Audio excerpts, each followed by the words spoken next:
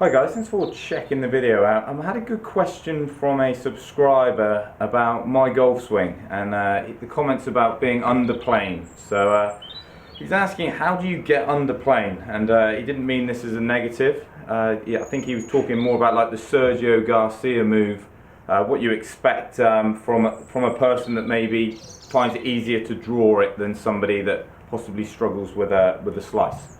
So the underplaying thing, so first things first, playing can be a little overrated. You'll find you can actually swing on very different planes and still hit really good golf shots. There's so many examples on tour of some players that are quite around themselves, some people are quite high. Neither is right or wrong. But one of the key things, and this can really transform your game, is the relationship between your hand and the club head. So the comment about underplaying, I think he's talking more about the relationship between the hand and the head. So I'm a good example of it. Sergio is a really good example of it. People will tend to match up the moves that we do with lag and say, well, that person lags the club loads, gives them a chance to really unleash at the ball. Again, there's pros and cons to that. But I would say actually trying to create this relationship can be really beneficial, not only to your speed, but more importantly to the way that you contact and the way that your club wants to square up at impact. I'm lucky, I got a background in biomechanics, but you may have seen videos by Mark on this sort of subject.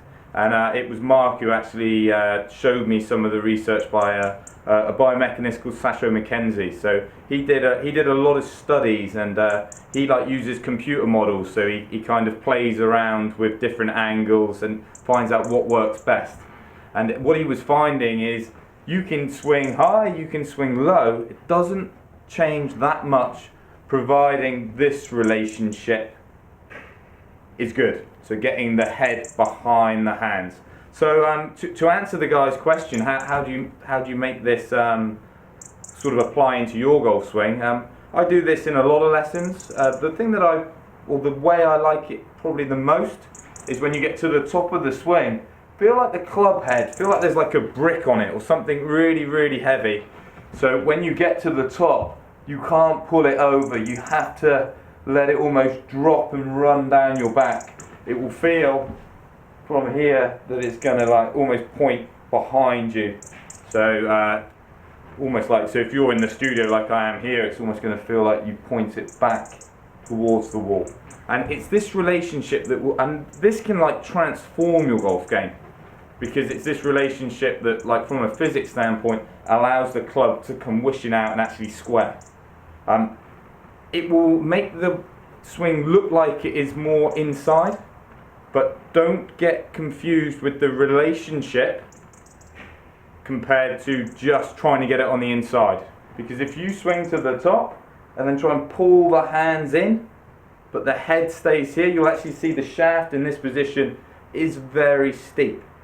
So this will actually make you hit it worse probably. So really work on the relationship.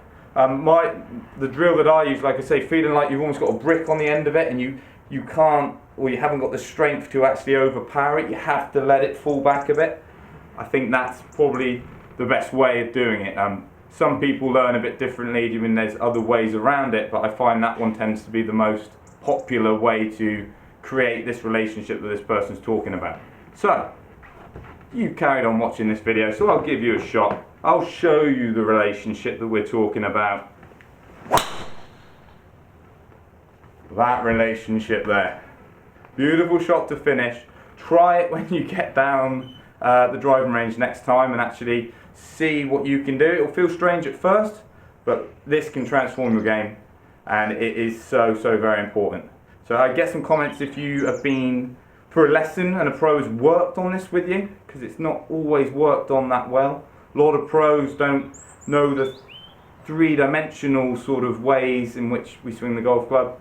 I'm lucky enough that I was given some really good information by Sergio, and type his name into Google or into YouTube and actually see if you can find some of his work, because it is available actually. I think he has a a website on his sort of work page, so that you can actually get hold of a few of these things. And might seem a little complicated, and it might be a bit too much for you. You might just want to try and apply it. But again, the information is out there, so if you want to get further information, type it into Google. Google has all the answers. Comment below. Thanks for watching. Like if you like Sasha. Like if you like me. Hope to catch you soon.